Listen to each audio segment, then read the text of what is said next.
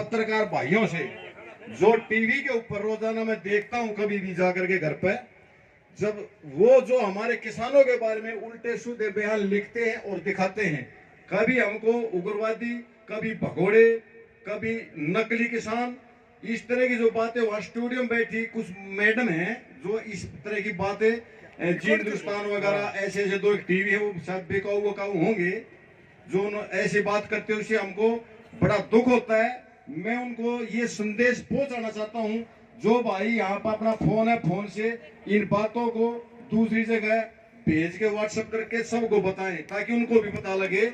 वे जो बकवास कर रहे हैं, वे सिर्फ हमारी खाना खा करके, हम जो अन्न पैदा करते हैं ना किसान, उसको खा करके वहां जीवित बैठे हैं, नहीं तो उनमें इतनी हिम्मत नहीं है। वे हमारा अन्न खा करके और हम ही से बकवास करते हैं। जिस दिन किसान ने अन्न पैदा करना बंद कर देगा ना, उस देश की क्या हालत हो जाएगी, वो माननीय मोदी जी को भी पता होना चाहिए। जब हमारे प्रधानमंत्री जो पहले शुरू में होते थे, पंडित जवाहरलाल नेहरू, लाल बहादुर शास्त्री, जो शीश झुका कर दूसरे देशों में इस अन्न के लिए वहां से सिर झुका कर खड़े होते थे उनके सामने दूसरे देशों में, आज इनका सर ऊंचा है ना प्रधानमंत्री का, तो हमारी वजह से, इन किसानों की वजह से है। उनके बात नहीं भूलनी चाहिए। जो आज हम 2 महीने से यहाँ ठंड में, जाड़े में, बारिश में रोडों के ऊपर पड़े हुए हैं और उनके कान के ऊपर जू तक नहीं रहेंगी, उन्होंने ये बात सोचनी चाहिए।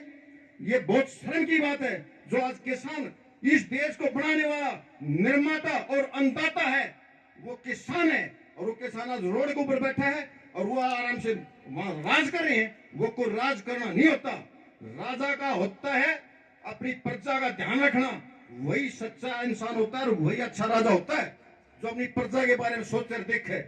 तो ये धक्कार की बात है, मैं मोदी जी को बोलता हूँ स्पेशल इस बात के बारे में, उसने जनता की सुननी चाहिए, हमारे बीच में आना चाहिए और हमारी समाधान करना चाहिए हमारी समस्या का। तीसरी बात है मातृशक्ति, मेरी माता बहन जो बैठी, जो भाई बैठे, मैं सबसे कहना चाहता हूँ, भाइयों देखो, जो भाई नहीं आते उनको समझाओ और बताओ। अगर मान लिया यहां हम नहीं आते तो ये आवाज कौन उठाता? जो बैठे वहां पे सिर दबा के सोचे उनके ऊपर तक केस बनेगा, वे मरेंगे। अगर ये सोच के वे भाई बैठे तो वे गद्दार हैं। मैं कहता हूं जो भाई नहीं आते इस लड़ाई में, वे बिल्कुल, मैं उनको देश के गद्दार मानता हूं। नहीं तो देखो, अगर ये बात हम भी सोच के बैठे रहते, अगर ये बात भगत सिंह, राजगुरु, सुखदेव, राम प्रसाद बिस्मिल, अगर ये बात सोचते आज हम आजादी का सांस नहीं ले रहे होते, अगर वे भी ये सोचते हम क्यों जाग गए, हमने क्यों मरना है, जो देश गुलाम पड़े हम भी पड़े रहेंगे। वो 22-22 साल की उम्र में फांसी टूटे थे, उनकी माँ ने, उनकी बहन ने उनको बोला था कि जा तू मेरे भाई, तू मेरे पुत्र, इस देश को आजाद करवा, और उन्होंने आजादी का बीड़ा उठाया था। अगर इसी तरह से अगर हम सब एक हो जाए, क्या मजा, जो सरकार 3 दिन के अंदर अगर हमारे घुटनों में यहाँ का अपना सिर नहीं रखा है तो मैं काले में धोना लिख दूं। लेकिन क्या दुम दबा के पड़े ताश खेल रहे गांव में, उनको शर्म आनी चाहिए। जो आदमी गांव में ताश खेल रहा है और यहाँ नहीं धरने पाता, वे इंसान या किसान कहलाने के लायक नहीं है। मैं कहता हूँ उन्होंने हमारे साथ होना चाहिए इस संकट की घड़ी में। और सभी माता बहन, अरे उड़ा मत जा भाई, केस बन जाएगा। क्यों?